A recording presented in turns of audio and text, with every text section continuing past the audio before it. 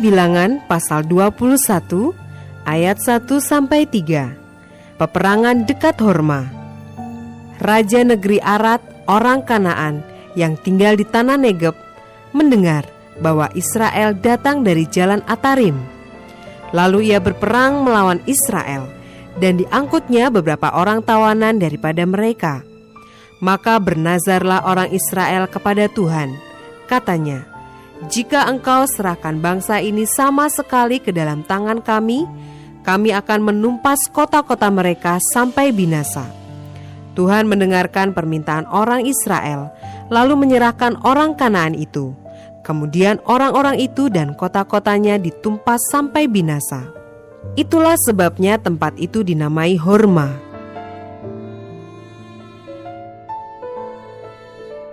Ayat 4-9.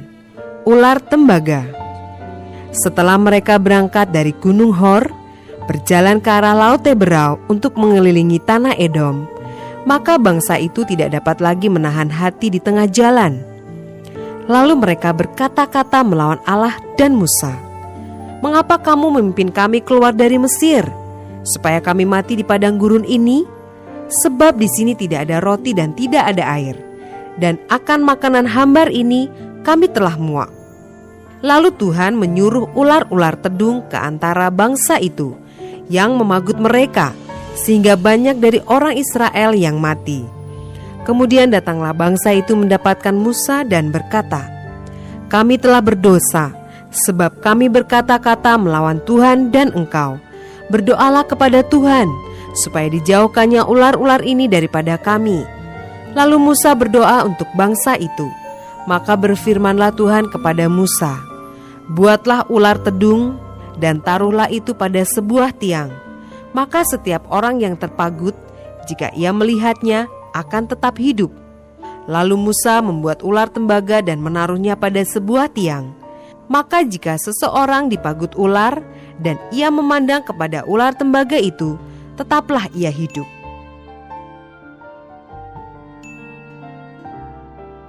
Ayat 10-20.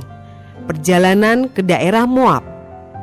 Kemudian berangkatlah orang Israel, lalu berkemah di Obot. Berangkatlah mereka dari Obot, lalu berkemah dekat reruntuhan di Abarim, di padang gurun yang di sebelah timur Moab. Dari situ berangkatlah mereka, lalu berkemah di lembah Zeret. Dari situ berangkatlah mereka, lalu berkemah di seberang sungai Arnon, yang di padang gurun, dan yang keluar dari daerah orang Amori. Sebab sungai Arnon ialah batas Moab, di antara orang Moab dan orang Amori.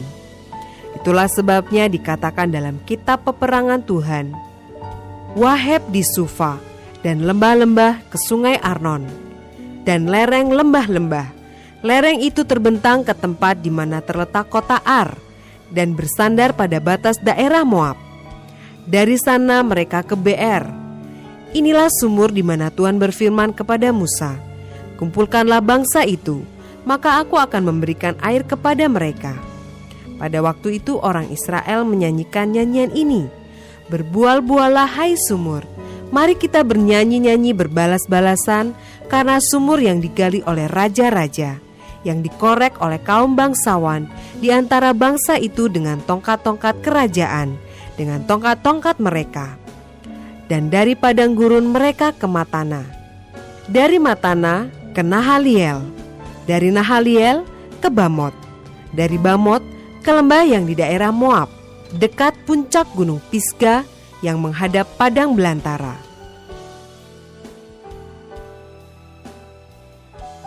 Ayat 21-30. Peperangan melawan Sihon, Raja Hesibon. Kemudian orang Israel mengirim utusan kepada Sihon, raja orang Amori, dengan pesan, "Izinkanlah kami melalui negerimu. Kami tidak akan menyimpang masuk ke ladang-ladang dan kebun-kebun anggurmu.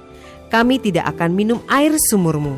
Di jalan besar saja kami akan berjalan, sampai kami melalui batas daerahmu." Tetapi Sihon tidak mengizinkan orang Israel berjalan melalui daerahnya. Bahkan ia mengumpulkan seluruh laskarnya, lalu keluar ke padang gurun menghadapi orang Israel. Dan sesampainya di Yahas, berperanglah ia melawan orang Israel. Tetapi orang Israel mengalahkan dia dengan mata pedang dan menduduki negerinya dari sungai Arnon sampai sungai Yabok, sampai kepada Bani Amon, sebab batas daerah Bani Amon itu kuat. Dan orang Israel merebut segala kota itu, lalu menetaplah mereka di segala kota orang Amori, di Hesibon dan segala anak kotanya. Sebab Hesibon ialah kota kediaman Sihon, raja orang Amori. Raja ini tadinya berperang melawan Raja Moab yang lalu dan merebut dari tangannya seluruh negerinya sampai ke sungai Arnon. Itulah sebabnya penyair-penyair berkata, "Datanglah ke Hesibon, baiklah dibangun dan baiklah diperkuat kota kediaman Sihon itu. Sebab api keluar dari Hesibon, nyala dari kota kediaman Sihon, yang memakan habis Ar Moab, yang berkuasa atas bukit-bukit di sepanjang sungai Arnon. Celakalah engkau ya Moab, binasa engkau ya bangsa Kamos. Ia membuat anak-anaknya lelaki menjadi orang-orang pelarian, dan anak-anaknya perempuan menjadi tawanan kepada Sihon, raja orang Amori. Kita telah menembaki mereka, Hesibon binasa sampai ke Dibon, dan kita menanduskannya sampai ke Nofah, yang terbentang sampai ke Medeba."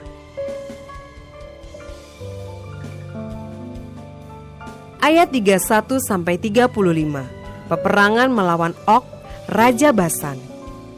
Demikianlah orang Israel diam di negeri orang Amori, setelah Musa menyuruh orang mengintai kota Yaeser. Mereka merebut segala anak kota Yaeser dan menghalau orang-orang Amori yang ada di situ.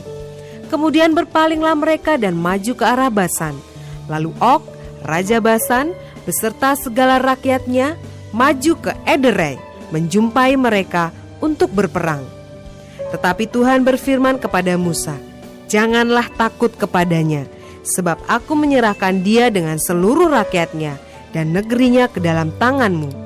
Dan haruslah kau lakukan kepadanya seperti yang kau lakukan kepada Sihon, raja orang Amori, yang diam di Hesibon." Maka mereka mengalahkan dia dan anak-anaknya dan seluruh rakyatnya, sehingga seorang pun dari mereka tidak ada yang dibiarkan terlepas. Lalu mereka menduduki negerinya.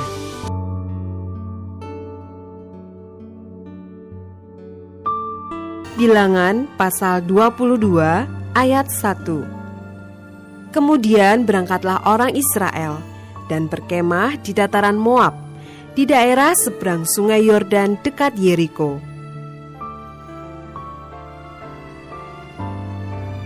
Ayat 2-20, Balak memanggil Bileam. Balak bin Zippor melihat segala yang dilakukan Israel kepada orang Amori. Maka sangat gentarlah orang Moab terhadap bangsa itu, karena jumlahnya banyak. Lalu muak dan takutlah orang Moab karena orang Israel. Lalu berkatalah orang Moab kepada para tua-tua Midian, "Tentu saja laskar besar itu akan membabat habis segala sesuatu yang di sekeliling kita, seperti lembu membabat habis tumbuh-tumbuhan hijau di padang." Adapun pada waktu itu, Balak bin Zippor menjadi raja Moab.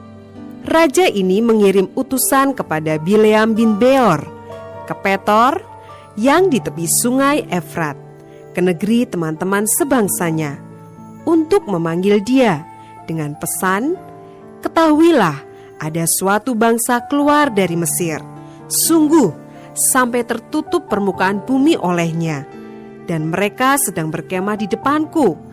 Karena itu, datanglah dan kutuk bangsa itu bagiku, sebab mereka lebih kuat daripadaku.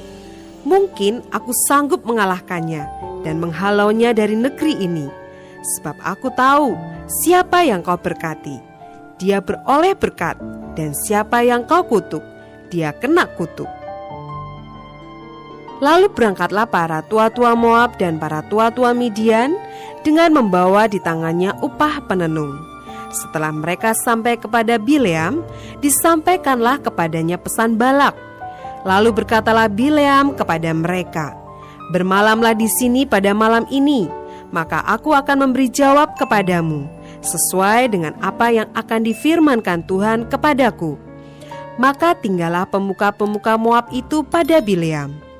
Kemudian datanglah Allah kepada Bileam serta berfirman, "Siapakah orang-orang yang bersama-sama dengan engkau itu?" Dan berkatalah Bileam kepada Allah, "Balak bin Zipor, raja Moab, mengutus orang kepadaku dengan pesan, ketahuilah ada bangsa yang keluar dari Mesir, dan permukaan bumi tertutup olehnya. Karena itu datanglah, serapahlah mereka bagiku. Mungkin aku akan sanggup berperang melawan mereka dan menghalau mereka." Lalu berfirmanlah Allah kepada Bileam, "Janganlah engkau pergi bersama-sama dengan mereka. Janganlah engkau mengutuk bangsa itu, sebab mereka telah diberkati." Bangunlah Bileam pada waktu pagi, lalu berkata kepada pemuka-pemuka Balak, "Pulanglah ke negerimu, sebab Tuhan tidak mengizinkan aku pergi bersama-sama dengan kamu." Lalu berangkatlah pemuka-pemuka Moab itu, dan setelah mereka sampai kepada Balak, berkatalah mereka, "Bileam menolak datang bersama-sama dengan kami." Tetapi Balak mengutus pula pemuka-pemuka lebih banyak dan lebih terhormat dari yang pertama.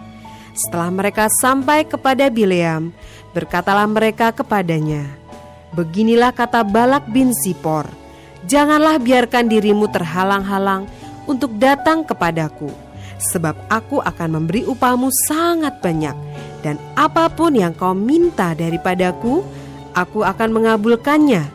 Datanglah dan serapahlah bangsa itu bagiku." Tetapi Bileam menjawab kepada pegawai-pegawai Balak, "Sekalipun Balak memberikan kepadaku emas dan perak seistana penuh, aku tidak akan sanggup berbuat sesuatu, yang kecil atau yang besar, yang melanggar titah Tuhan Allahku. Oleh sebab itu, baiklah kamu pun tinggal di sini pada malam ini, supaya aku tahu apakah pula yang akan difirmankan Tuhan kepadaku."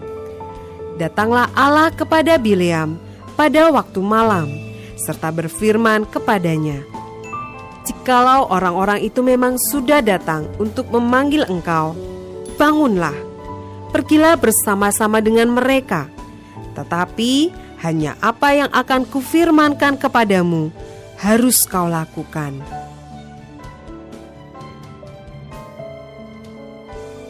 Ayat 21-35. Keledai Bileam dan malaikat Tuhan. Lalu bangunlah Bileam pada waktu pagi, dipelanainyalah keledainya yang betina, dan pergi bersama-sama dengan pemuka Moab. Tetapi bangkitlah murka Allah ketika ia pergi, dan berdirilah malaikat Tuhan di jalan sebagai lawannya. Bileam mengendarai keledainya yang betina, dan 2 orang bujangnya ada bersama-sama dengan dia. Ketika keledai itu melihat malaikat Tuhan berdiri di jalan dengan pedang terhunus di tangannya, menyimpanglah keledai itu dari jalan dan masuk ke ladang. Maka Bileam memukul keledai itu untuk memalingkannya kembali ke jalan. Kemudian pergilah malaikat Tuhan berdiri pada jalan yang sempit di antara kebun-kebun anggur dengan tembok sebelah menyebelah. Ketika keledai itu melihat malaikat Tuhan, ditekankannya dirinya kepada tembok, sehingga kaki Bileam terhimpit kepada tembok. Maka ia memukulnya pula. Berjalanlah pula malaikat Tuhan terus, dan berdirilah ia pada suatu tempat yang sempit, yang tidak ada jalan untuk menyimpang ke kanan atau ke kiri. Melihat malaikat Tuhan, meniaraplah keledai itu dengan Bileam masih di atasnya. Maka bangkitlah amarah Bileam, lalu dipukulnyalah keledai itu dengan tongkat.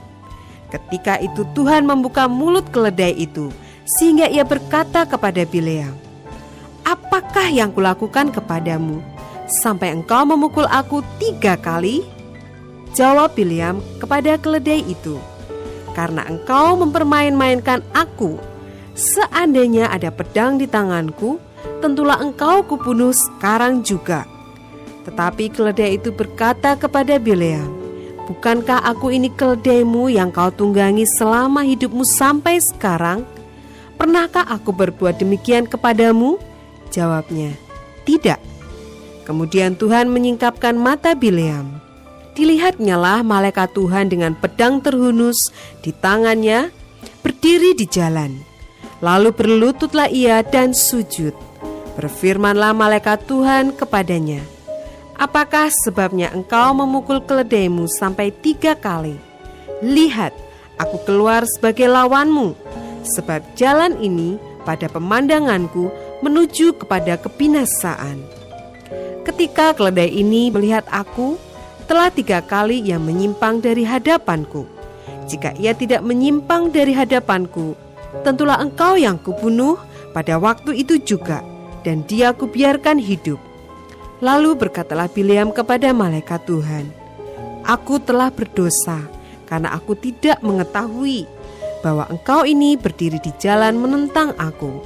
Maka sekarang, jika hal itu jahat di matamu, aku mau pulang." Tetapi malaikat Tuhan berfirman kepada Bileam, "Pergilah bersama-sama dengan orang-orang itu, tetapi hanyalah perkataan yang akan kukatakan kepadamu harus kau katakan." Sesudah itu, pergilah Bileam bersama-sama dengan pemuka-pemuka Balak itu.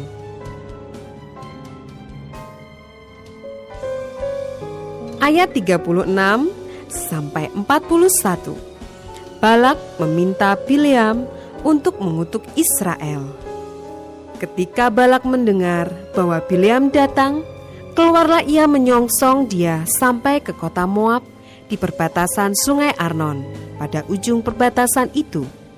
Dan berkatalah Balak kepada Bileam, "Bukankah aku sudah mengutus orang memanggil engkau? Mengapakah engkau tidak hendak datang kepadaku? Sungguhkah tidak sanggup aku memberi upahmu?" Tetapi berkatalah Bileam kepada Balak, "Ini aku sudah datang kepadamu sekarang. Tetapi akan mungkinkah aku dapat mengatakan apa-apa? Perkataan yang akan ditaruh Allah ke dalam mulutku, itulah yang akan kukatakan." Lalu pergilah Bileam bersama-sama dengan Balak, dan sampailah mereka di Kiryat Husot. Balak mengorbankan beberapa ekor lembu sapi dan kambing domba, dan mengirimkan sebagian kepada Bileam dan kepada pemuka-pemuka yang bersama-sama dengan dia. Keesokan harinya, Balak mengambil Bileam dan membawa dia mendaki bukit Baal. Dari situ dilihatnyalah bagian yang paling ujung dari bangsa Israel. Bilangan pasal 23 ayat 1 sampai 3.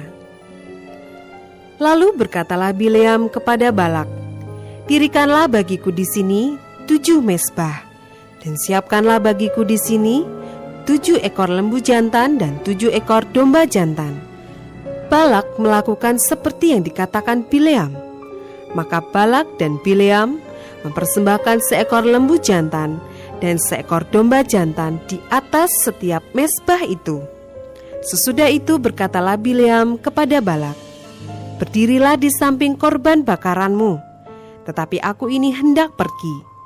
Mungkin Tuhan akan datang menemui aku, dan perkataan apapun yang dinyatakannya kepadaku akan kuberitahukan kepadamu." Lalu pergilah ia ke atas sebuah bukit yang gundul.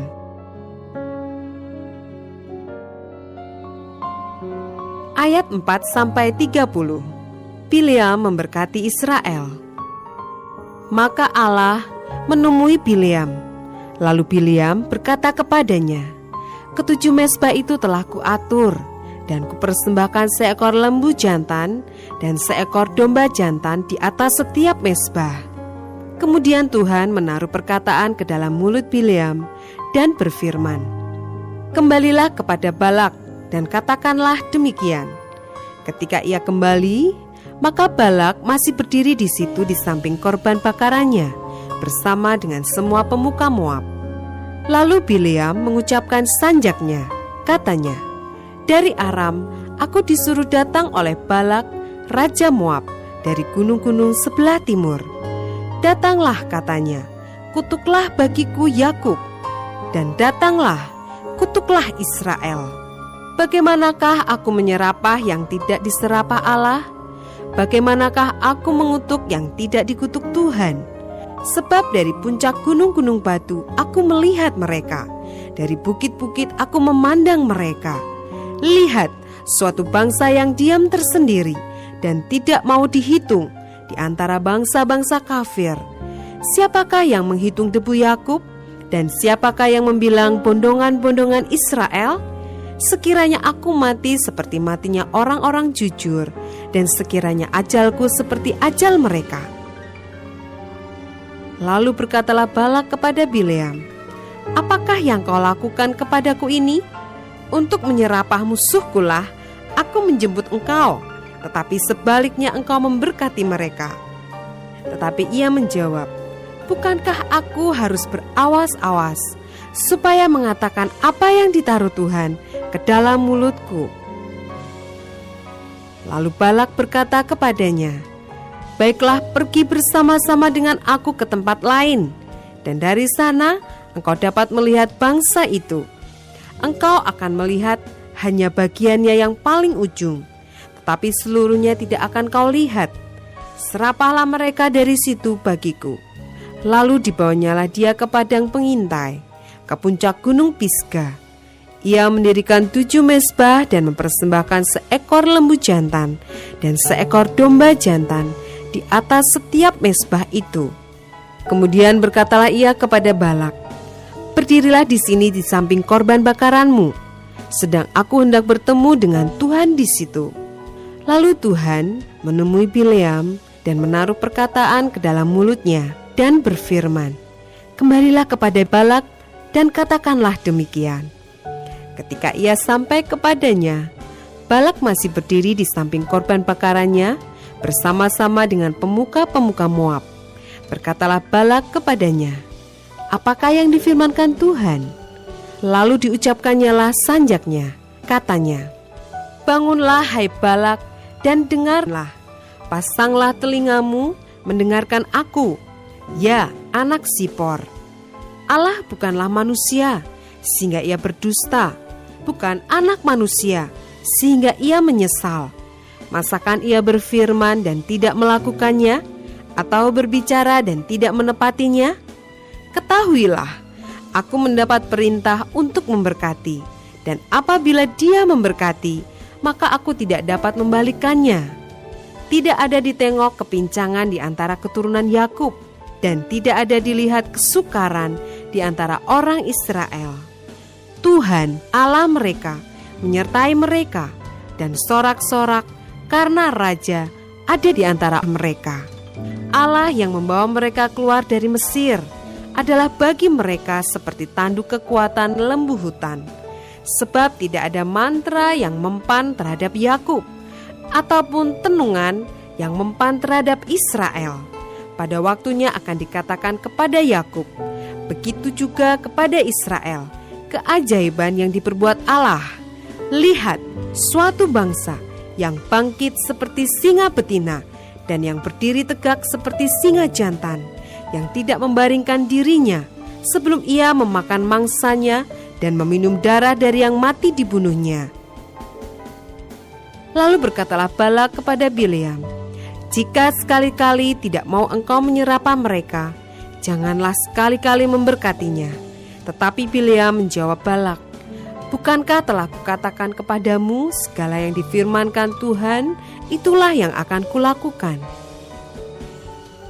Kemudian berkatalah Balak kepada Bileam, marilah, aku akan membawa engkau ke tempat lain. Mungkin benar di mata Allah bahwa engkau menyerapah mereka bagiku dari tempat itu. Lalu Balak membawa Bileam ke puncak gunung Peor yang menghadap padang belantara.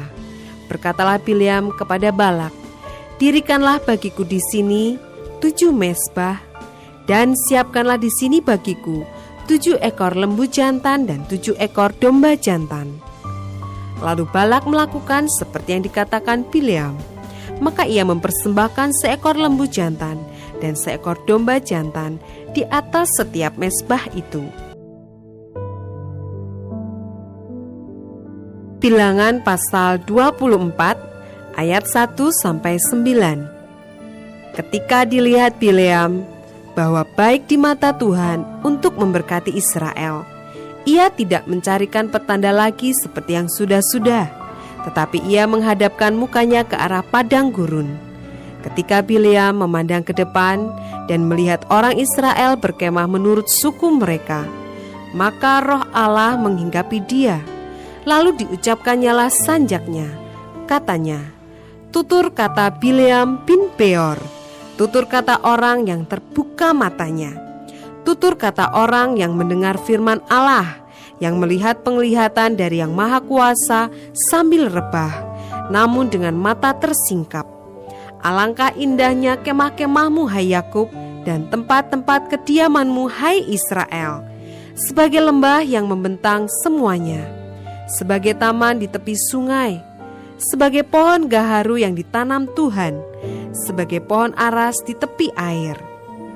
Air mengalir dari timbanya, dan benihnya mendapat air banyak-banyak. Rajanya akan naik tinggi melebihi Agag, dan kerajaannya akan dimuliakan. Allah yang membawa mereka keluar dari Mesir adalah bagi mereka seperti tanduk kekuatan lembu hutan. Bangsa-bangsa yang menjadi lawannya akan ditelannya habis, dan tulang-tulang mereka akan dihancurkannya, dan akan ditembaknya tembus dengan panah-panahnya. Ia meniarap dan merebahkan diri sebagai singa jantan dan sebagai singa betina. Siapakah yang berani membangunkannya? Diberkatilah orang yang memberkati engkau, dan terkutuklah orang yang mengutuk engkau.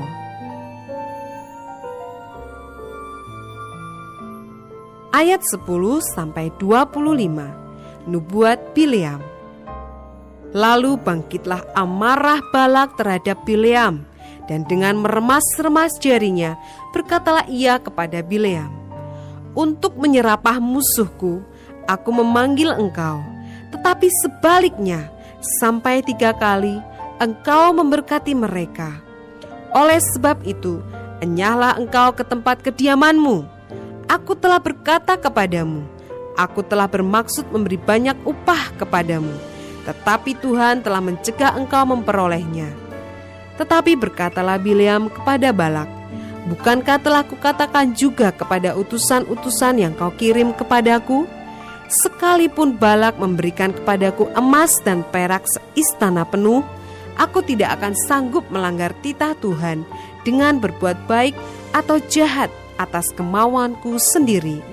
Apa yang akan difirmankan Tuhan, itulah yang akan kukatakan. Dan sekarang aku ini sudah hendak pergi kepada bangsaku. Marilah ku beritahukan kepadamu apa yang akan dilakukan bangsa itu kepada bangsamu di kemudian hari. Lalu diucapkannyalah sanjaknya.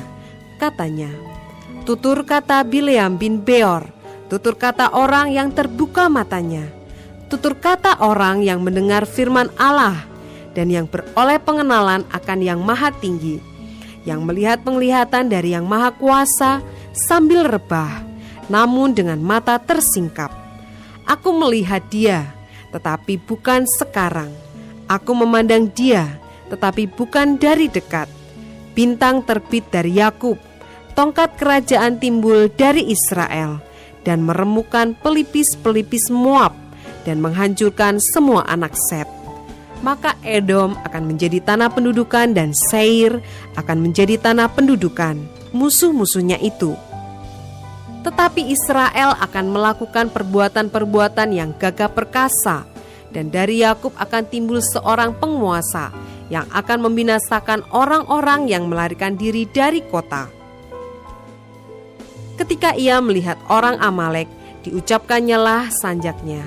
Katanya, yang pertama di antara bangsa-bangsa ialah Amalek, tetapi akhirnya ia akan sampai kepada kebinasaan.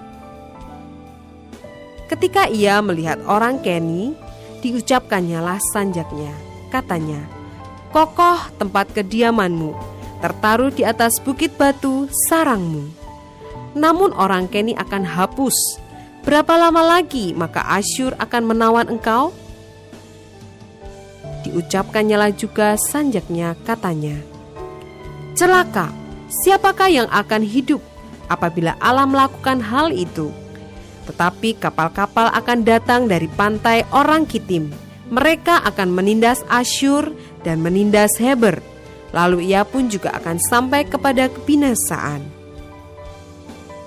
Lalu bersiaplah Bileam dan pulang ke tempat kediamannya, dan Balak pun pergilah juga.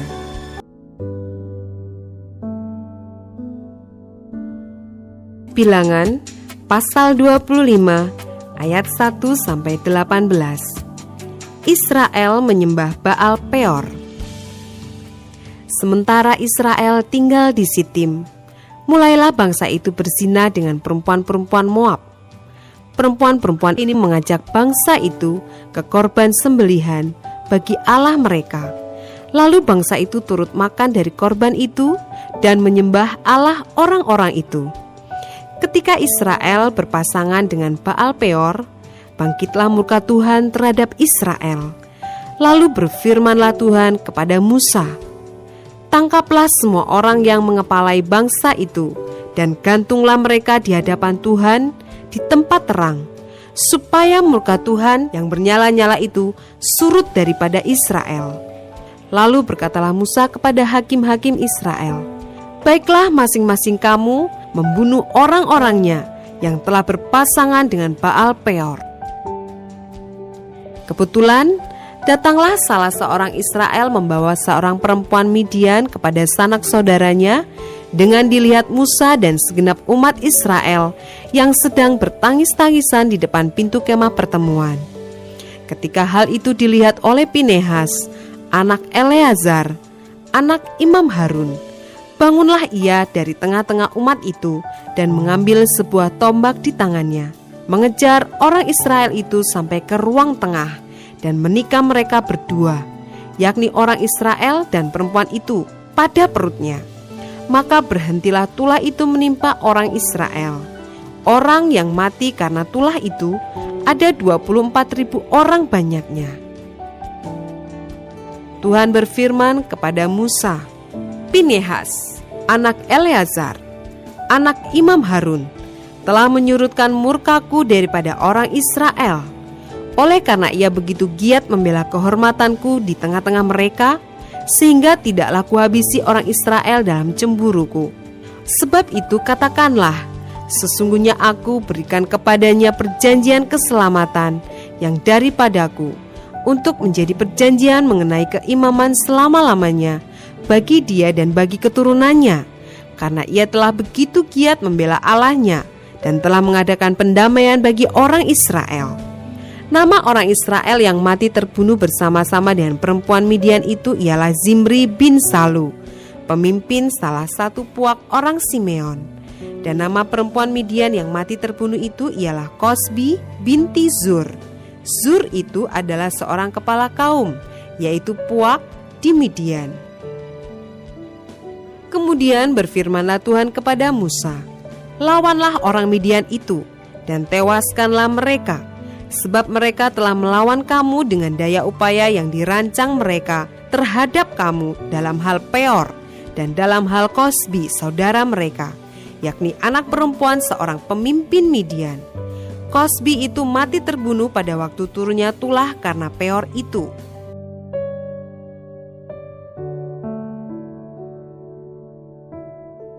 Pasal 26 ayat 1-65. Laskar Israel dihitung untuk kedua kalinya.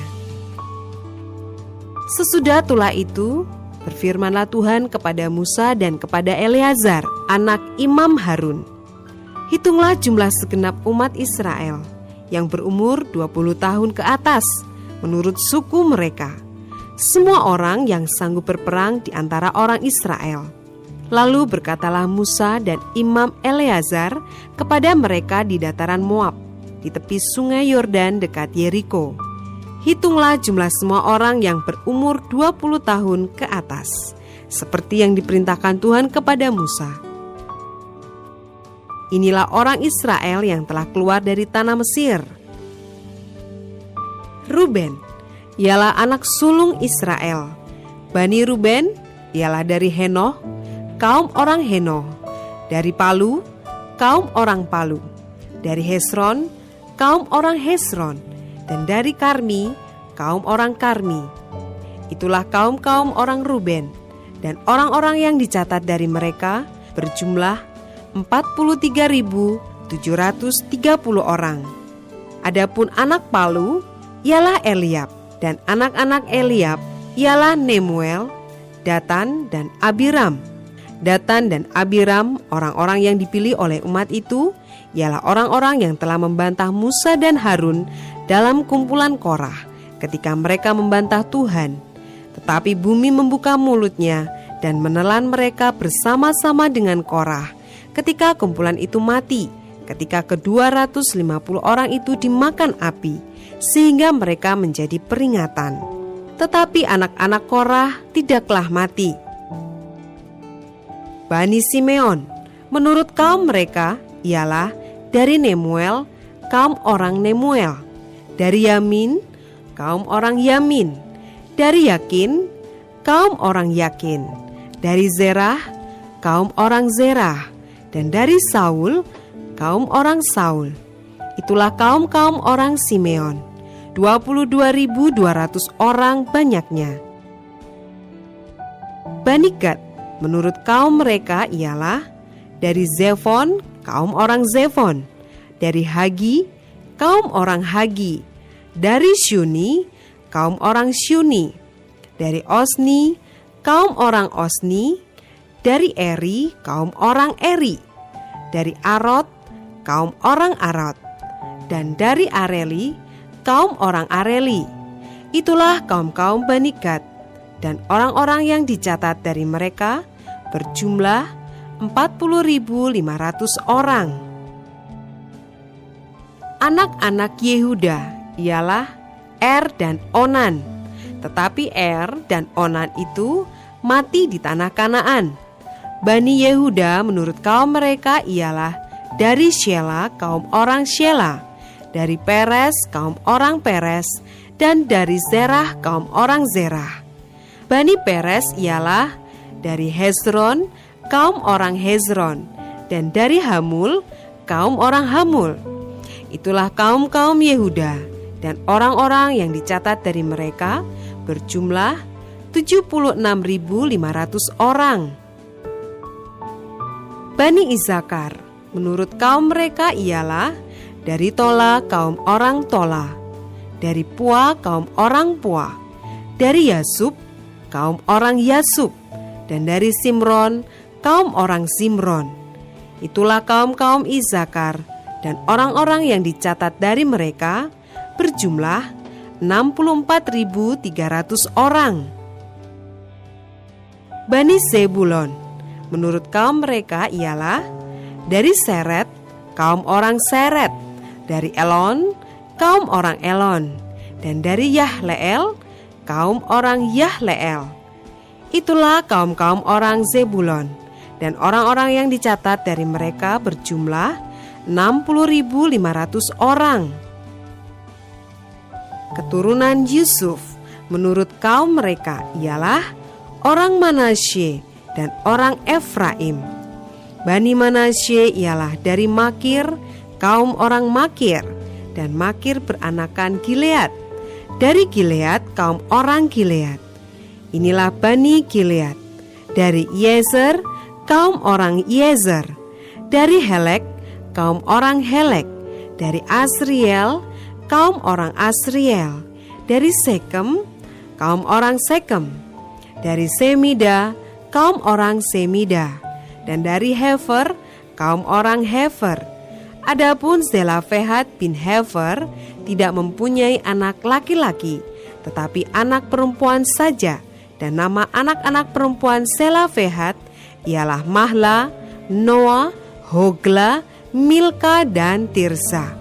Itulah kaum-kaum Manasye, dan orang-orang yang dicatat dari mereka berjumlah 52.700 orang.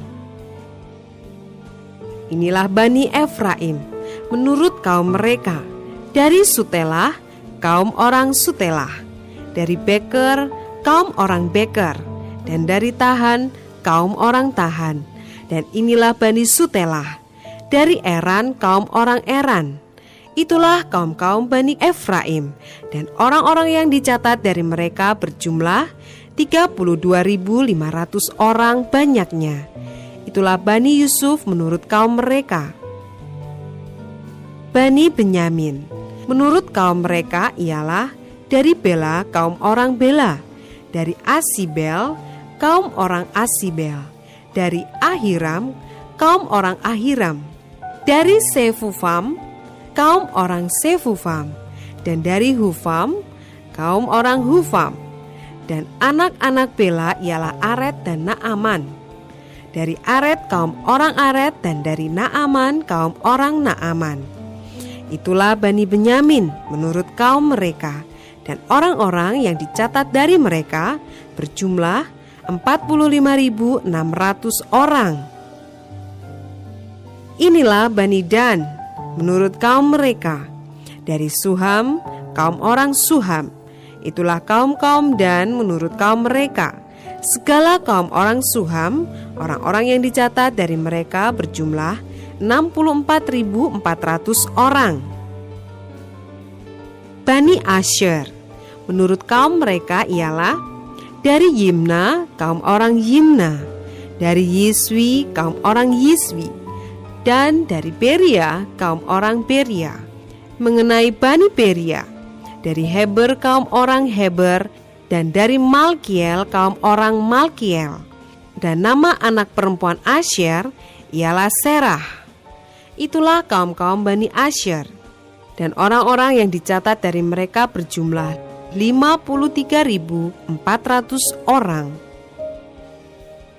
Bani Naftali menurut kaum mereka ialah dari Yahzeel kaum orang Yahzeel, dari Guni kaum orang Guni, dari Yezer kaum orang Yezer, dan dari Syalem kaum orang Syalem.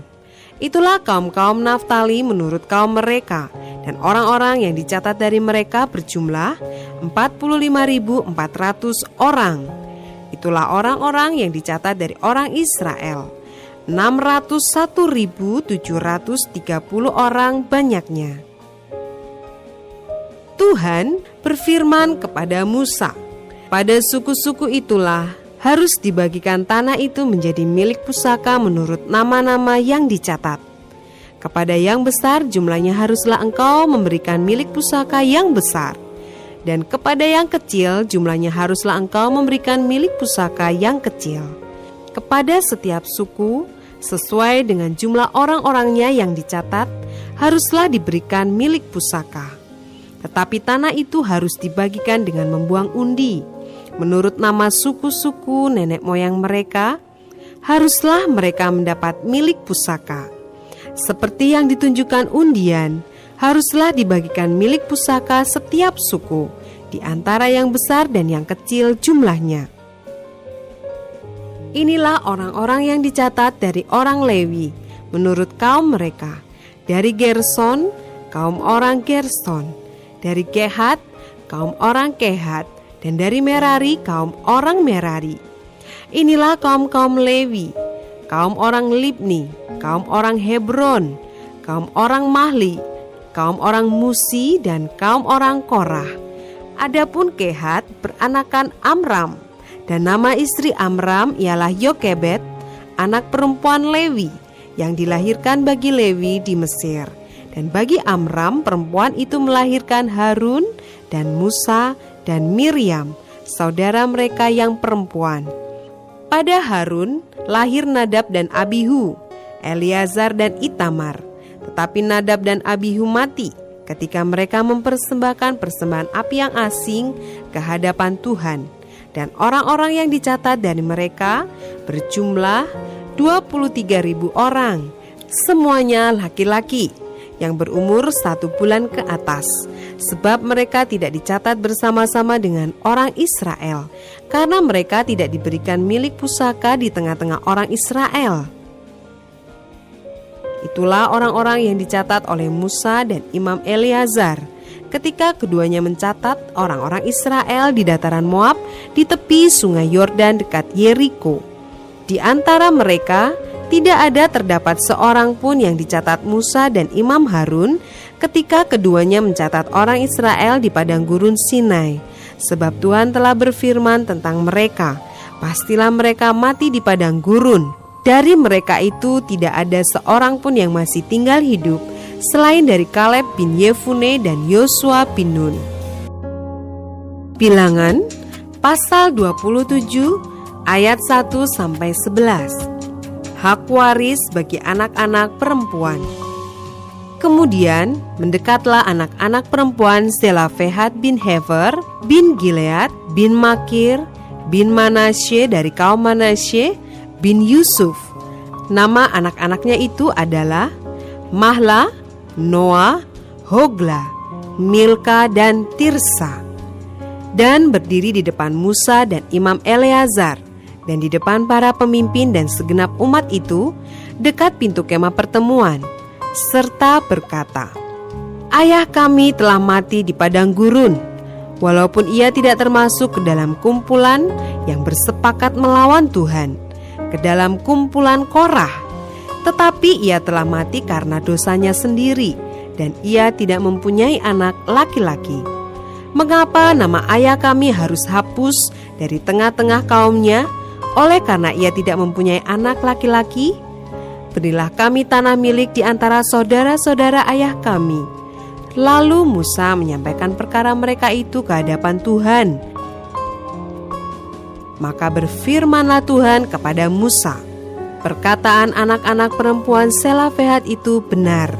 Memang engkau harus memberikan tanah milik pusaka kepadanya di tengah-tengah saudara-saudara ayahnya. Engkau harus memindahkan kepadanya hak atas milik pusaka ayahnya. Dan kepada orang Israel engkau harus berkata, apabila seseorang mati dengan tidak mempunyai anak laki-laki, maka haruslah kamu memindahkan hak atas milik pusakanya kepada anaknya perempuan.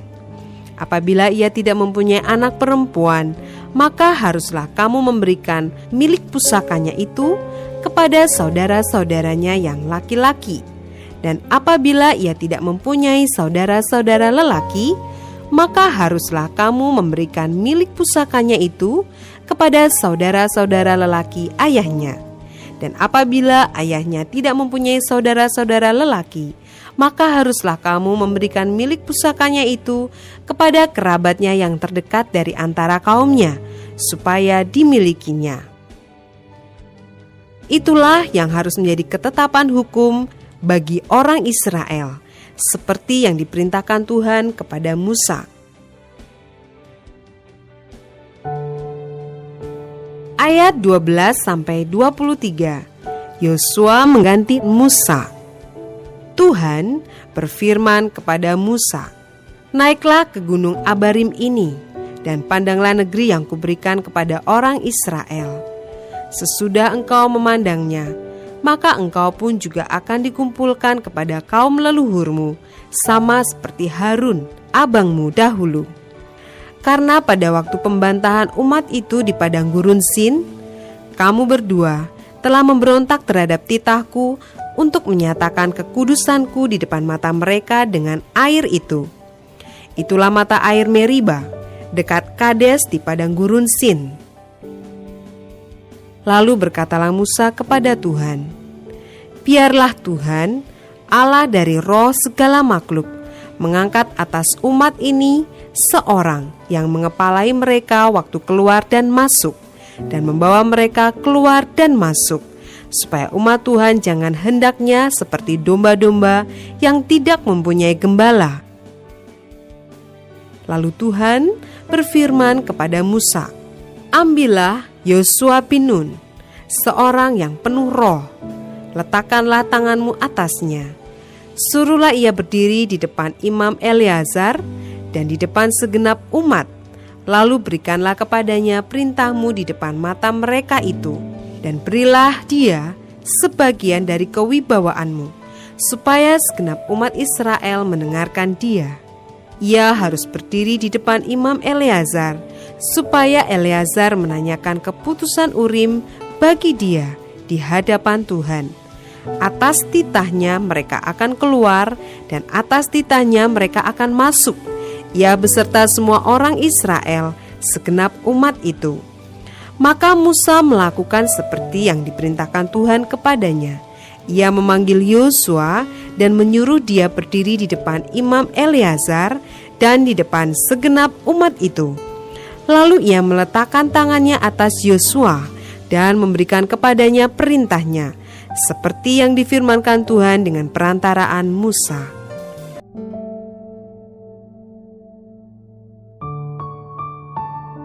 Bilangan pasal 28 ayat 1-8. Korban pagi dan korban petang. Tuhan berfirman kepada Musa, "Perintahkanlah kepada orang Israel dan katakanlah kepada mereka, dengan setia dan pada waktu yang ditetapkan, haruslah kamu mempersembahkan persembahan-persembahan kepadaku sebagai santapanku, berupa korban api-apian yang baunya menyenangkan bagiku. Katakanlah kepada mereka, inilah korban api-apian yang harus kamu persembahkan kepada Tuhan. 2 ekor domba berumur setahun yang tidak bercela setiap hari sebagai korban bakaran yang tetap. Domba yang satu haruslah kau olah pada waktu pagi. Domba yang lain haruslah kau olah pada waktu senja. Juga 1/10 eva tepung yang terbaik untuk korban sajian, diolah dengan 1/4 hin minyak tumbuk. Itulah korban bakaran yang tetap yang diolah pertama kali di atas Gunung Sinai menjadi bau yang menyenangkan, suatu korban api-apian bagi Tuhan. Dan korban curahannya ialah 1/4 hin untuk setiap domba. Curahkanlah minuman yang memabukkan sebagai korban curahan bagi Tuhan di tempat kudus. Dan domba yang lain haruslah kau olah pada waktu senja, sama seperti korban sajian pada waktu pagi, dan sama seperti korban curahannya, haruslah engkau mengolahnya sebagai korban api-apian yang baunya menyenangkan bagi Tuhan.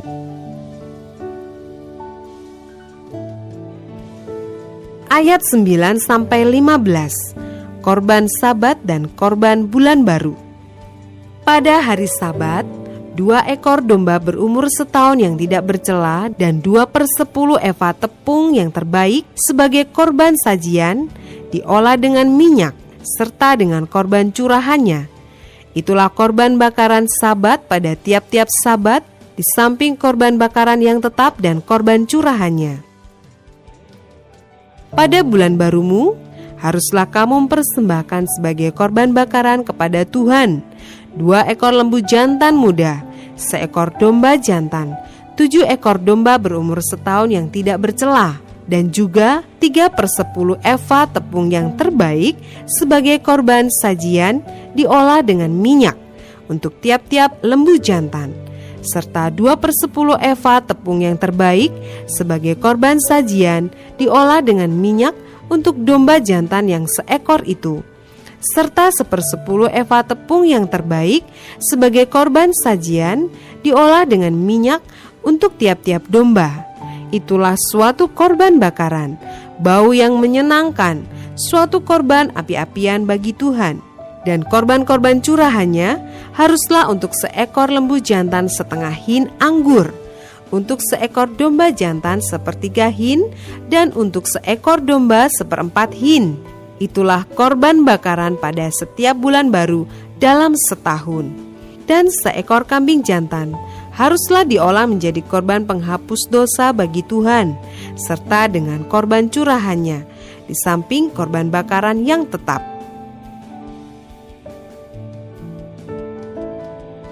Ayat 16-31. Korban pada hari-hari raya. Dalam bulan yang pertama, pada hari yang ke-14 bulan itu, ada Paskah bagi Tuhan. Pada hari yang ke-15 bulan itu, ada hari raya. 7 hari lamanya harus dimakan roti yang tidak beragi. Pada hari yang pertama ada pertemuan kudus, maka tidak boleh kamu melakukan sesuatu pekerjaan berat.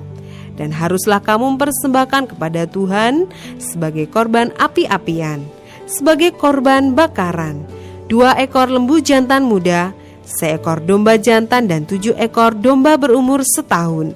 Haruslah kamu ambil yang tidak bercela.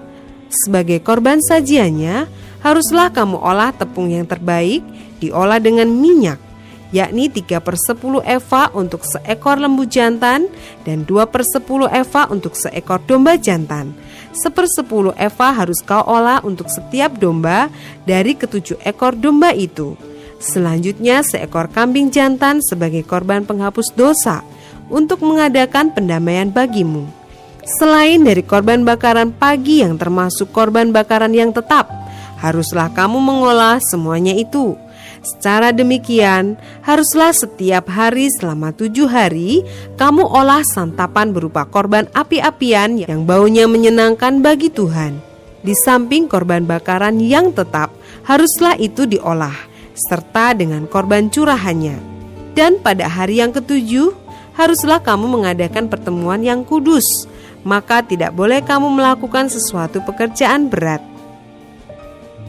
Pada hari hulu hasil, pada waktu kamu mempersembahkan korban sajian baru kepada Tuhan, pada hari raya lepas 7 minggu, haruslah kamu mengadakan pertemuan kudus. Maka tidak boleh kamu melakukan sesuatu pekerjaan berat. Pada waktu itu haruslah kamu mempersembahkan sebagai korban bakaran menjadi bau yang menyenangkan bagi Tuhan 2 ekor lembu jantan muda, seekor domba jantan, 7 ekor domba berumur setahun, juga sebagai korban sajiannya, tepung yang terbaik, diolah dengan minyak, yakni 3/10 eva untuk setiap ekor lembu jantan, 2/10 eva untuk domba jantan yang seekor itu, 1/10 eva untuk setiap domba dari ke-7 ekor domba itu, seekor kambing jantan untuk mengadakan pendamaian bagimu. Selain dari korban bakaran yang tetap dan korban sajiannya, haruslah kamu mengolah semuanya itu, serta dengan korban-korban curahannya. Haruslah kamu ambil yang tidak bercelah.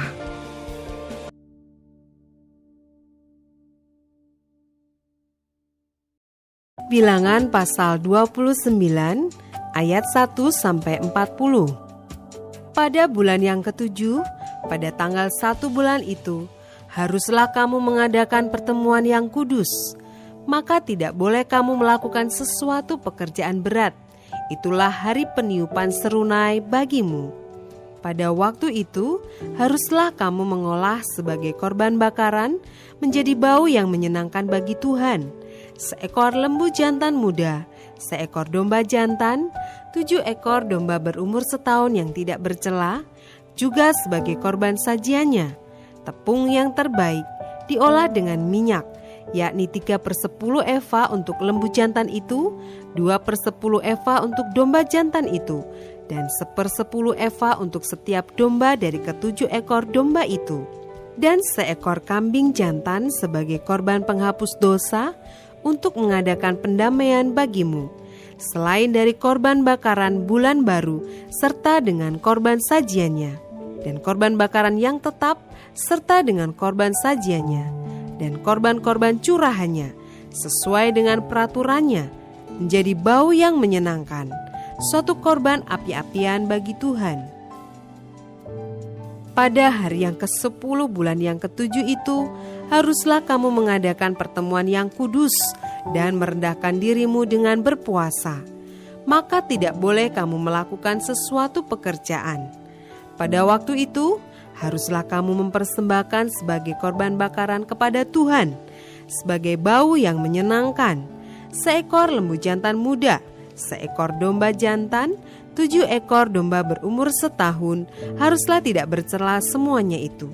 Juga sebagai korban sajiannya, tepung yang terbaik, diolah dengan minyak, yakni 3/10 eva untuk lembu jantan itu, 2/10 eva untuk domba jantan yang seekor itu, 1/10 eva untuk setiap domba dari ke-7 ekor domba itu, dan seekor kambing jantan sebagai korban penghapus dosa. Selain daripada korban penghapus dosa pembawa pendamaian dan korban bakaran yang tetap, serta dengan korban sajiannya dan korban-korban curahannya. Pada hari yang ke-15 bulan yang ke-7 itu, haruslah kamu mengadakan pertemuan yang kudus. Maka tidak boleh kamu melakukan sesuatu pekerjaan berat. Haruslah kamu mengadakan perayaan bagi Tuhan 7 hari lamanya. Pada waktu itu haruslah kamu mempersembahkan sebagai korban bakaran, sebagai korban api-apian yang baunya menyenangkan bagi Tuhan, 13 ekor lembu jantan muda, 2 ekor domba jantan, 14 ekor domba berumur setahun. Haruslah tidak bercela semuanya itu. Juga sebagai korban sajiannya, tepung yang terbaik diolah dengan minyak, yakni 3/10 eva untuk setiap lembu dari ke-13 ekor lembu jantan itu, 2/10 eva untuk setiap domba dari kedua ekor domba jantan itu, dan 1/10 eva untuk setiap domba dari ke-14 ekor domba itu, dan seekor kambing jantan sebagai korban penghapus dosa, selain dari korban bakaran yang tetap dengan korban sajiannya dan korban curahannya. Pada hari yang kedua, 12 ekor lembu jantan muda, 2 ekor domba jantan, 14 ekor domba berumur setahun yang tidak bercela, serta dengan korban sajiannya dan korban-korban curahannya, yakni untuk lembu-lembu jantan, untuk domba-domba jantan, dan untuk domba-domba muda itu, menurut jumlah yang sesuai dengan peraturan, dan seekor kambing jantan sebagai korban penghapus dosa, selain dari korban bakaran yang tetap, serta dengan korban sajiannya dan korban-korban curahannya.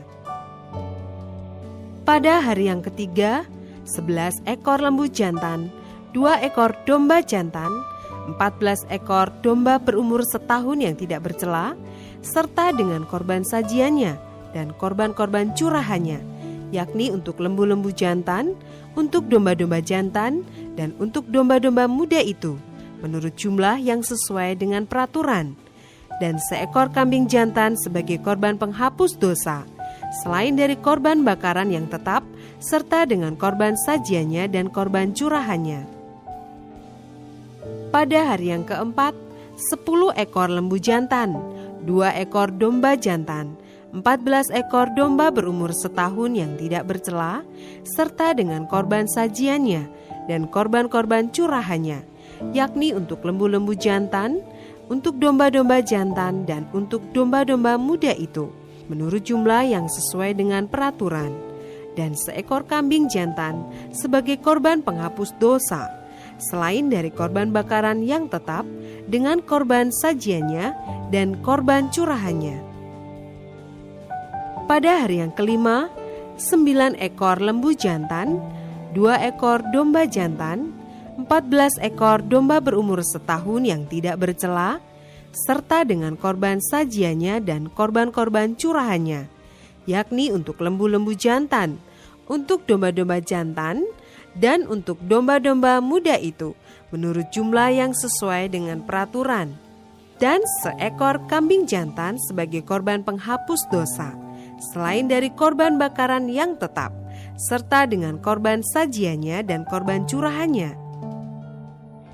Pada hari yang keenam, 8 ekor lembu jantan, 2 ekor domba jantan, 14 ekor domba berumur setahun yang tidak bercela, serta dengan korban sajiannya dan korban-korban curahannya, yakni untuk lembu-lembu jantan, untuk domba-domba jantan, dan untuk domba-domba muda itu, menurut jumlah yang sesuai dengan peraturan, dan seekor kambing jantan sebagai korban penghapus dosa, selain dari korban bakaran yang tetap dengan korban sajiannya dan korban-korban curahannya.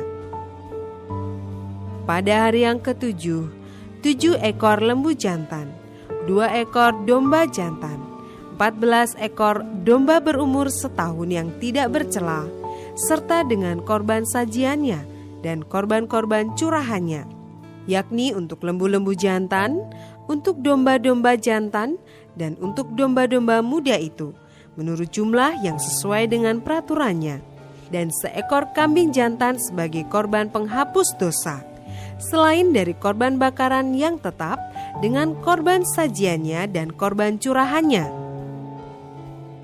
Pada hari yang ke-8, haruslah kamu mengadakan perkumpulan raya, maka tidak boleh kamu melakukan sesuatu pekerjaan berat Pada waktu itu, haruslah kamu mempersembahkan sebagai korban bakaran, sebagai korban api-apian yang baunya menyenangkan bagi Tuhan, seekor lembu jantan, seekor domba jantan, 7 ekor domba berumur setahun yang tidak bercela, dengan korban sajiannya, dan korban-korban curahannya, yakni untuk lembu-lembu jantan, untuk domba-domba jantan, dan untuk domba-domba muda itu, menurut jumlah yang sesuai dengan peraturan, dan seekor kambing jantan sebagai korban penghapus dosa, selain dari korban bakaran yang tetap, serta dengan korban sajiannya dan korban curahannya.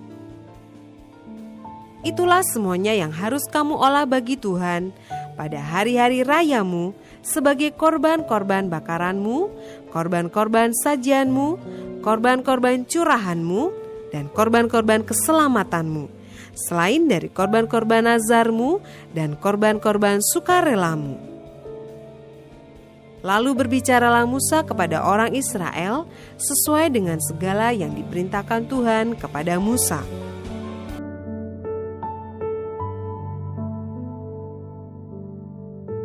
Bilangan pasal 30 ayat 1 sampai dengan 16. Nazar kaum perempuan. Musa berkata kepada kepala-kepala suku Israel, demikian, inilah yang diperintahkan Tuhan. Apabila seorang laki-laki bernazar atau bersumpah kepada Tuhan, sehingga ia mengikat dirinya kepada suatu janji, maka janganlah ia melanggar perkataannya itu. Haruslah ia berbuat tepat seperti yang diucapkannya. Tetapi apabila seorang perempuan bernazar kepada Tuhan dan mengikat dirinya kepada suatu janji di rumah ayahnya, yakni pada waktu ia masih gadis, dan ayahnya mendengar nazar dan janji yang mengikat diri anaknya itu, tetapi ayahnya tidak berkata apa-apa kepadanya, maka segala nazarnya itu akan tetap berlaku, dan setiap janji mengikat dirinya akan tetap berlaku juga. Tetapi jika ayahnya melarang dia pada waktu mendengar itu, maka segala nazar dan janji yang mengikat diri anaknya itu tidak akan berlaku, dan Tuhan akan mengampuni perempuan itu, sebab ayahnya telah melarang dia. Tetapi jika perempuan itu bersuami, dan ia masih berhutang karena salah satu nazar atau salah satu janji yang diucapkan begitu saja dan yang mengikat dirinya, dan suaminya mendengar tentang hal itu tetapi tidak berkata apa-apa kepadanya pada waktu mendengarnya, maka nazarnya itu akan tetap berlaku dan janji yang mengikat dirinya akan tetap berlaku juga. Tetapi apabila suaminya itu pada waktu mendengarnya melarang dia, maka ia telah membatalkan nazar yang menjadi hutang istrinya dan janji yang diucapkan begitu saja dan yang mengikat istrinya, dan Tuhan akan mengampuni istrinya itu. Mengenai nazar seorang janda atau seorang perempuan yang diceraikan, segala apa yang mengikat dirinya akan tetap berlaku baginya. Jika seorang perempuan di rumah suaminya bernazar atau mengikat dirinya kepada suatu janji dengan bersumpah, dan suaminya mendengarnya, tetapi tidak berkata apa-apa kepadanya dan tidak melarang dia, maka segala nazar perempuan itu akan tetap berlaku, dan setiap janji yang mengikat diri perempuan itu akan tetap berlaku juga. Tetapi jika suaminya itu membatalkannya dengan tegas pada waktu mendengarnya, maka ucapan apapun yang keluar dari mulutnya, baik nazar maupun janji, tidak akan berlaku. Suaminya telah membatalkannya, dan Tuhan akan mengampuni istrinya itu. Setiap nazar dan setiap janji sumpah perempuan itu untuk merendahkan diri dengan berpuasa dapat dinyatakan berlaku oleh suaminya atau dapat dibatalkan oleh suaminya. Tetapi apabila suaminya sama sekali tidak berkata apa-apa kepadanya dari hari ke hari, maka dengan demikian ia telah menyatakan berlaku segala nazar istrinya atau segala ikatan janji yang menjadi hutang istrinya. Ia telah menyatakannya berlaku karena ia tidak berkata apa-apa kepadanya pada waktu mendengarnya.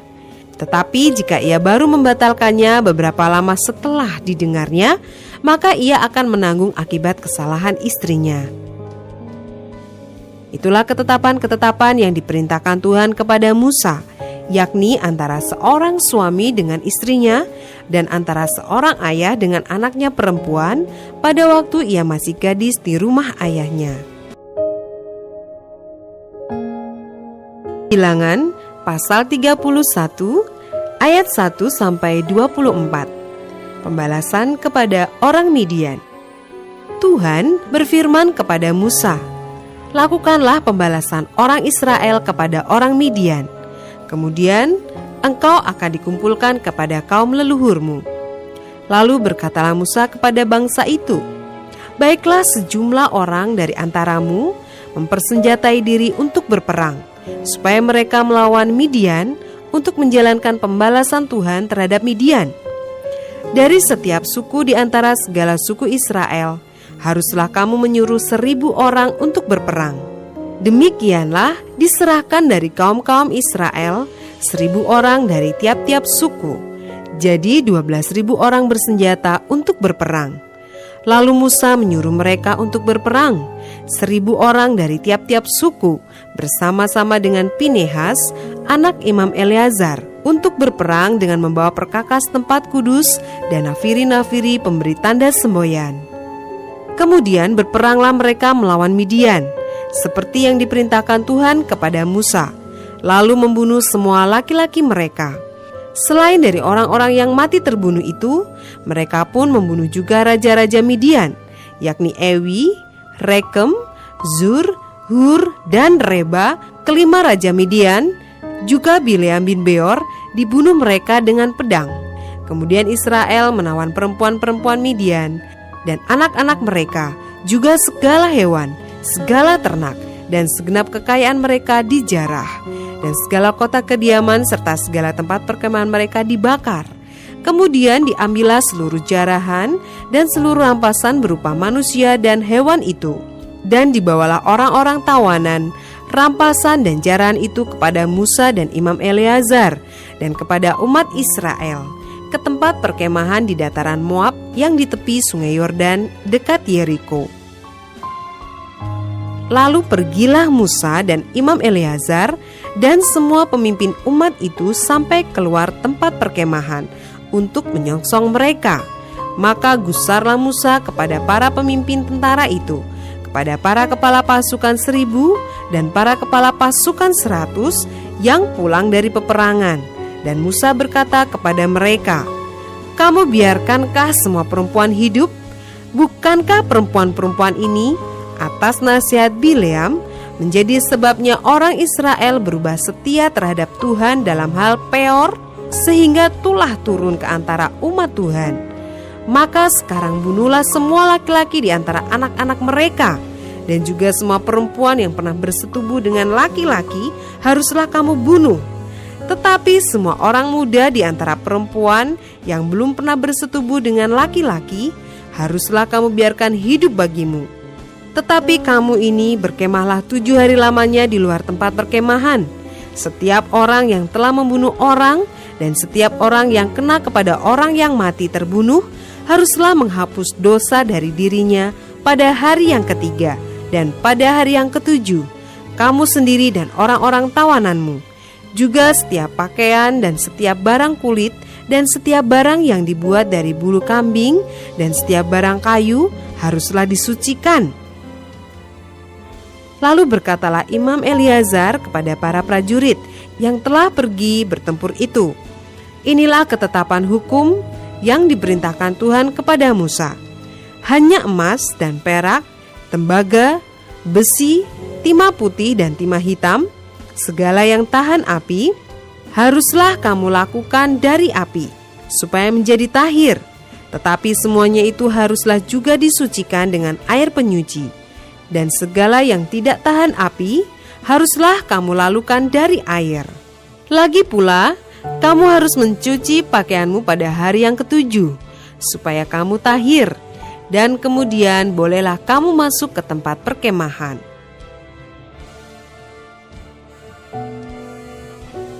Ayat 25-54 mengenai jarahan.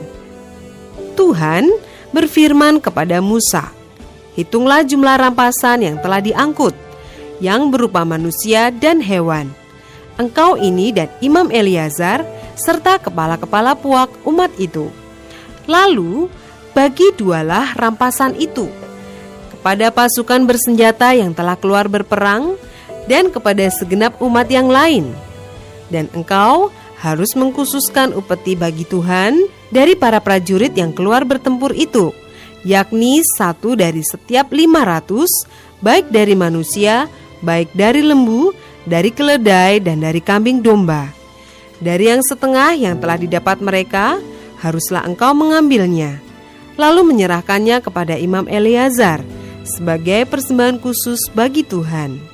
Tetapi dari yang setengah lagi, yang untuk orang Israel lain, haruslah engkau mengambil 1 ambilan dari setiap 50, baik dari manusia, baik dari lembu, baik dari keledai, dan dari kambing domba. Jadi dari segala hewan, lalu menyerahkan semuanya kepada orang Lewi yang memelihara kemah suci Tuhan. Kemudian Musa dan Imam Eleazar melakukan seperti yang diperintahkan Tuhan kepada Musa.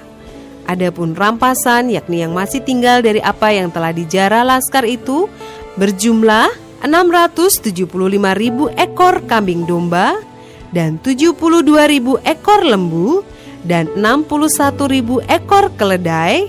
Selanjutnya orang-orang, yaitu perempuan-perempuan yang belum pernah bersetubuh dengan laki-laki, seluruhnya 32.000 orang. Yang setengah yang menjadi bagian orang-orang yang telah keluar berperang itu jumlahnya 337.500 ekor kambing domba. Jadi upeti bagi Tuhan dari kambing domba itu ada 675 ekor. Lembu-lembu 36.000 ekor. Jadi upetinya bagi Tuhan ada 72 ekor. Keledai-keledai 30.500 ekor. Jadi upetinya bagi Tuhan ada 61 ekor. Dan orang-orang 16.000 orang. Jadi upetinya bagi Tuhan 32 orang.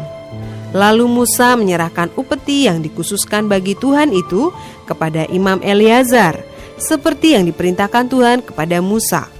Yang setengah lagi yang menjadi bagian orang Israel lain, yang dipisahkan Musa dari bagian orang-orang yang telah berperang itu, yaitu yang setengah yang menjadi bagian umat yang lain itu, domba-domba 337.500 ekor, lembu-lembu 36.000 ekor, keledai-keledai 30.500 ekor, dan orang-orang 16.000 orang.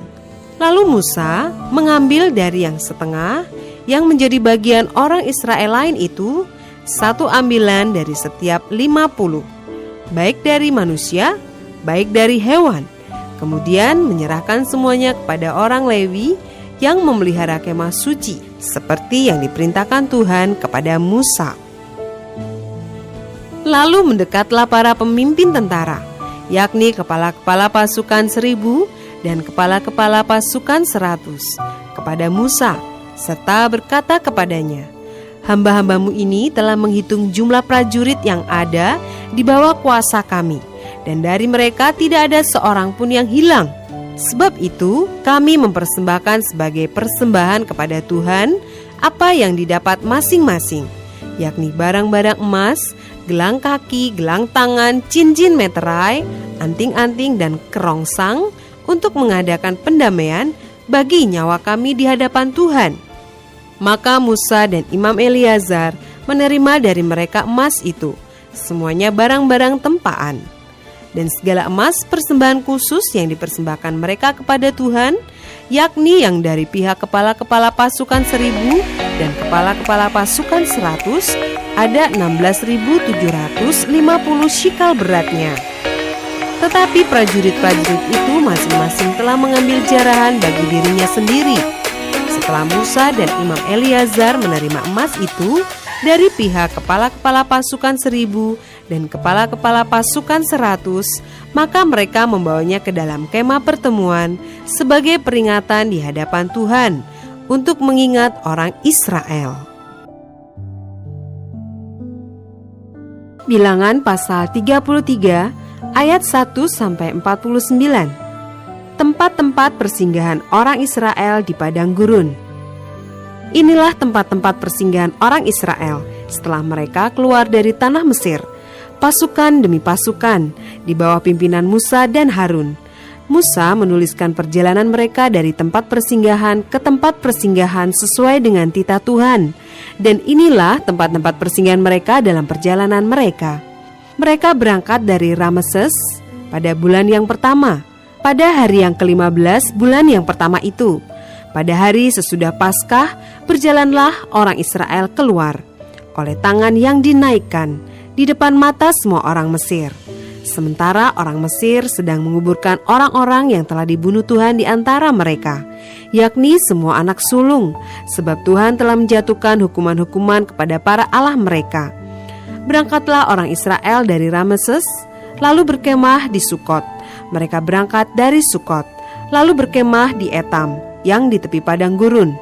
Mereka berangkat dari Etam, lalu balik kembali ke Pi-hahirot, yang di depan Baal Sefon, kemudian berkemah di tentangan Migdol. Mereka berangkat dari Pi-hahirot dan lewat dari tengah-tengah laut ke padang gurun. Lalu mereka berjalan 3 hari perjalanan jauhnya di padang gurun Etam. Kemudian mereka berkemah di Mara. Mereka berangkat dari Mara lalu sampai ke Elim. Di Elim ada 12 mata air dan 70 pohon kurma. Di sanalah mereka berkemah. Mereka berangkat dari Elim lalu berkemah di tepi Laut Teberau. Mereka berangkat dari Laut Teberau lalu berkemah di padang gurun Sin. Mereka berangkat dari padang gurun Sin lalu berkemah di Dofka. Mereka berangkat dari Dofka lalu berkemah di Alus. Mereka berangkat dari Alus lalu berkemah di Rafidim, dan di sana tidak ada air minum untuk bangsa itu. Mereka berangkat dari Rafidim lalu berkemah di padang gurun Sinai. Mereka berangkat dari padang gurun Sinai lalu berkemah di Kibrot Ta'awa. Mereka berangkat dari Kibrot Ta'awa lalu berkemah di Hazerot. Mereka berangkat dari Hazerot lalu berkemah di Ritma. Mereka berangkat dari Ritma lalu berkemah di Rimon Peros. Mereka berangkat dari Rimon Peros lalu berkemah di Libna. Mereka berangkat dari Libna lalu berkemah di Risa. Mereka berangkat dari Risa lalu berkemah di Kehelata. Mereka berangkat dari Kehelata lalu berkemah di Har-Syafer. Mereka berangkat dari Har-Syafer lalu berkemah di Harada. Mereka berangkat dari Harada lalu berkemah di Makelot. Mereka berangkat dari Makelot lalu berkemah di Tahat. Mereka berangkat dari Tahat lalu berkemah di Tarah. Mereka berangkat dari Tarah lalu berkemah di Mitka. Mereka berangkat dari Mitka lalu berkemah di Hasmona. Mereka berangkat dari Hasmona lalu berkemah di Moserot. Mereka berangkat dari Moserot lalu berkemah di Bene Yaakan. Mereka berangkat dari Bene Yaakan lalu berkemah di Hor Gidgad. Mereka berangkat dari Hor Gidgad lalu berkemah di Yotbata. Mereka berangkat dari Yotbata lalu berkemah di Abrona. Mereka berangkat dari Abrona lalu berkemah di Ezion Geber. Mereka berangkat dari Ezion Geber lalu berkemah di padang gurun Sin, yaitu Kades. Mereka berangkat dari Kades lalu berkemah di Gunung Hor di perbatasan tanah Edom. Ketika itu Imam Harun naik ke Gunung Hor sesuai dengan titah Tuhan, dan di situ ia mati pada tahun ke-40 sesudah orang Israel keluar dari tanah Mesir. Pada bulan yang kelima pada tanggal 1 bulan itu. Harun berumur 123 tahun ketika ia mati di Gunung Hor. Pada waktu itu Raja negeri Arad, orang Kanaan itu yang tinggal di tanah Negeb di tanah Kanaan, mendengar kabar tentang kedatangan orang Israel. Berangkatlah mereka dari Gunung Hor lalu berkemah di Zalmona. Mereka berangkat dari Zalmona lalu berkemah di Funon. Mereka berangkat dari Funon lalu berkemah di Obot. Mereka berangkat dari Obot lalu berkemah dekat reruntuhan di Abarim di daerah Moab. Mereka berangkat dari reruntuhan itu lalu berkemah di Dibon-Gad. Mereka berangkat dari Dibon-Gad lalu berkemah di Almon di Blataim. Mereka berangkat dari Almon di Blataim lalu berkemah di pegunungan Abarim di depan Nebo. Mereka berangkat dari pegunungan Abarim, lalu berkemah di dataran Moab di tepi sungai Yordan dekat Yeriko. Mereka berkemah di tepi sungai Yordan, dari Bet Yesimot sampai ke Abel Sitim di dataran Moab. Ayat 50-56. Apa yang harus dilakukan sesudah tanah Kanaan direbut? Tuhan berfirman kepada Musa di dataran Moab, di tepi sungai Yordan dekat Yeriko. Berbicaralah kepada orang Israel dan katakanlah kepada mereka, apabila kamu menyeberangi sungai Yordan ke tanah Kanaan, maka haruslah kamu menghalau semua penduduk negeri itu dari depanmu dan membinasakan segala batu berukir kepunyaan mereka. Juga haruslah kamu membinasakan segala patung tuangan mereka dan memusnahkan segala bukit pengorbanan mereka. Haruslah kamu menduduki negeri itu dan diam di sana, sebab kepadamulah kuberikan negeri itu untuk diduduki. Maka haruslah kamu membagi negeri itu sebagai milik pusaka dengan membuang undi menurut kaummu. Kepada yang besar jumlahnya, haruslah kamu berikan milik pusaka yang besar. Kepada yang kecil jumlahnya, haruslah kamu berikan milik pusaka yang kecil. Yang ditunjuk oleh undi bagi masing-masing, itulah bagian undiannya. Menurut suku nenek moyangmu, haruslah kamu membagi milik pusaka itu. Tetapi jika kamu tidak menghalau penduduk negeri itu dari depanmu, maka orang-orang yang kamu tinggalkan hidup dari mereka akan menjadi seperti selumbar di matamu dan seperti duri yang menusuk lambungmu, dan mereka akan menyesatkan kamu di negeri yang kamu diami itu.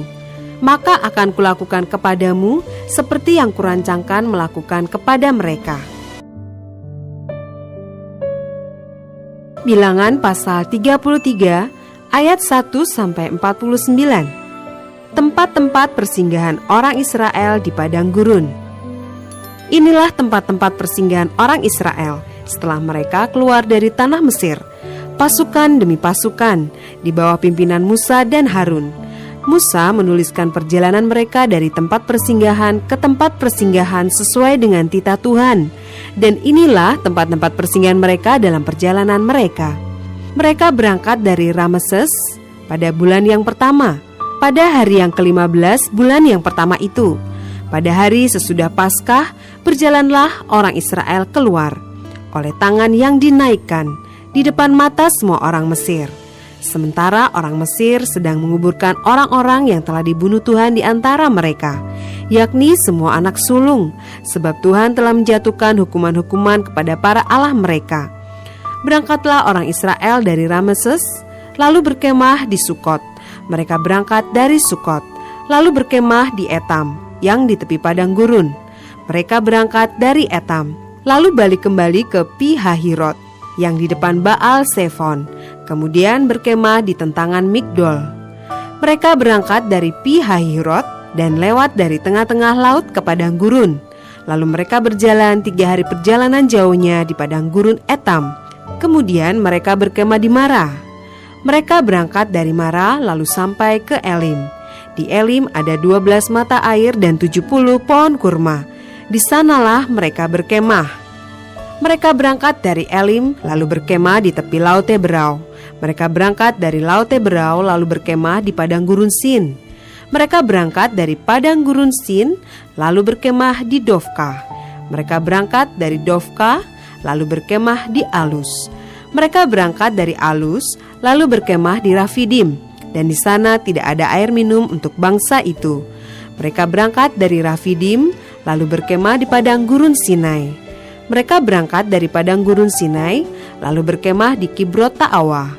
Mereka berangkat dari Kibrot Ta'awa lalu berkemah di Hazerot. Mereka berangkat dari Hazerot lalu berkemah di Ritma. Mereka berangkat dari Ritma lalu berkemah di Rimon Peros. Mereka berangkat dari Rimon Peros lalu berkemah di Libna. Mereka berangkat dari Libna lalu berkemah di Risa. Mereka berangkat dari Risa lalu berkemah di Kehelata. Mereka berangkat dari Kehelata lalu berkemah di Har-Syafer. Mereka berangkat dari Har-Syafer lalu berkemah di Harada. Mereka berangkat dari Harada lalu berkemah di Makelot. Mereka berangkat dari Makelot lalu berkemah di Tahat. Mereka berangkat dari Tahat, lalu berkemah di Tarah. Mereka berangkat dari Tarah, lalu berkemah di Mitka. Mereka berangkat dari Mitka, lalu berkemah di Hasmona. Mereka berangkat dari Hasmona, lalu berkemah di Moserot. Mereka berangkat dari Moserot, lalu berkemah di Bene Yaakan. Mereka berangkat dari Bene Yaakan, lalu berkemah di Hor Gidgad. Mereka berangkat dari Hor Gidgad, lalu berkemah di Yotbata. Mereka berangkat dari Yotbata, lalu berkemah di Abrona. Mereka berangkat dari Abrona, lalu berkemah di Ezion Geber.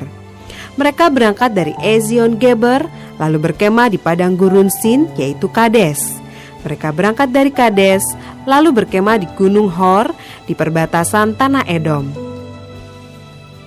Ketika itu Imam Harun naik ke Gunung Hor sesuai dengan titah Tuhan, dan di situ ia mati pada tahun ke-40 sesudah orang Israel keluar dari tanah Mesir, pada bulan yang kelima pada tanggal 1 bulan itu. Harun berumur 123 tahun ketika ia mati di Gunung Hor. Pada waktu itu Raja negeri Arad, orang Kanaan itu yang tinggal di tanah Negeb di tanah Kanaan, mendengar kabar tentang kedatangan orang Israel. Berangkatlah mereka dari Gunung Hor lalu berkemah di Zalmona. Mereka berangkat dari Zalmona lalu berkemah di Funon. Mereka berangkat dari Funon lalu berkemah di Obot. Mereka berangkat dari Obot lalu berkemah dekat reruntuhan di Abarim di daerah Moab. Mereka berangkat dari reruntuhan itu lalu berkemah di Dibon Gad. Mereka berangkat dari Dibon Gad lalu berkemah di Almon di Blataim. Mereka berangkat dari Almon di Blataim lalu berkemah di pegunungan Abarim di depan Nebo. Mereka berangkat dari pegunungan Abarim lalu berkemah di dataran Moab di tepi sungai Yordan dekat Yeriko. Mereka berkemah di tepi sungai Yordan dari Bet Yesimot sampai ke Abel Sitim di dataran Moab. Ayat 50-56. Apa yang harus dilakukan sesudah tanah Kanaan direbut? Tuhan berfirman kepada Musa di dataran Moab, di tepi sungai Yordan dekat Yeriko. Berbicaralah kepada orang Israel dan katakanlah kepada mereka, apabila kamu menyeberangi sungai Yordan ke tanah Kanaan, maka haruslah kamu menghalau semua penduduk negeri itu dari depanmu dan membinasakan segala batu berukir kepunyaan mereka. Juga haruslah kamu membinasakan segala patung tuangan mereka dan memusnahkan segala bukit pengorbanan mereka. Haruslah kamu menduduki negeri itu dan diam di sana, sebab kepadamulah kuberikan negeri itu untuk diduduki. Maka haruslah kamu membagi negeri itu sebagai milik pusaka dengan membuang undi menurut kaummu. Kepada yang besar jumlahnya, haruslah kamu berikan milik pusaka yang besar. Kepada yang kecil jumlahnya, haruslah kamu berikan milik pusaka yang kecil. Yang ditunjuk oleh undi bagi masing-masing, itulah bagian undiannya. Menurut suku nenek moyangmu, haruslah kamu membagi milik pusaka itu. Tetapi jika kamu tidak menghalau penduduk negeri itu dari depanmu, maka orang-orang yang kamu tinggalkan hidup dari mereka akan menjadi seperti selumbar di matamu dan seperti duri yang menusuk lambungmu, dan mereka akan menyesatkan kamu di negeri yang kamu diami itu. Maka akan kulakukan kepadamu seperti yang kurancangkan melakukan kepada mereka. Bilangan pasal 34 ayat 1-12. Batas-batas tanah Kanaan. Tuhan berfirman kepada Musa, perintahkanlah kepada orang Israel dan katakanlah kepada mereka, apabila kamu masuk ke negeri Kanaan, maka inilah negeri yang akan jatuh kepadamu sebagai milik pusaka, yakni tanah Kanaan menurut batas-batasnya. Adapun sisi selatanmu ialah dari padang gurun Sin menyusur Edom. Maka batas selatanmu mulai dari ujung laut Asin di sebelah timur. Lalu batasmu membelok di selatan pendakian Akrabim, terus ke Sin dan berakhir di sebelah selatan Kades Barnea. Sesudah itu ia mencapai Hasar Adar dan terus ke Asmon. Kemudian batas itu membelok dari Asmon ke sungai Mesir dan berakhir ke laut. Batas baratmu ialah laut besar dan pantainya, itulah batas baratmu. Inilah batas utaramu. Mulai dari Laut Besar, haruslah kamu buat tanda batas ke Gunung Hor. Dari Gunung Hor, harus kamu buat tanda batas ke jalan yang menuju ke Hamat. Lalu batas itu mencapai Zedat. Kemudian batas itu mencapai Zifron dan berakhir di Hazar Enan. Itulah batas utaramu. Sebagai batasmu di sebelah timur, haruslah kamu membuat tanda batas dari Hazar Enan ke Sefam. Dari Sefam, batas itu turun ke Riblah, di sebelah timur Ain. Kemudian batas itu turun lagi dan mencapai tebing Danau Kineret di sebelah timur. Lalu batas itu turun ke Sungai Yordan dan berakhir di Laut Asin. Itulah negerimu menurut batas-batasnya sekeliling.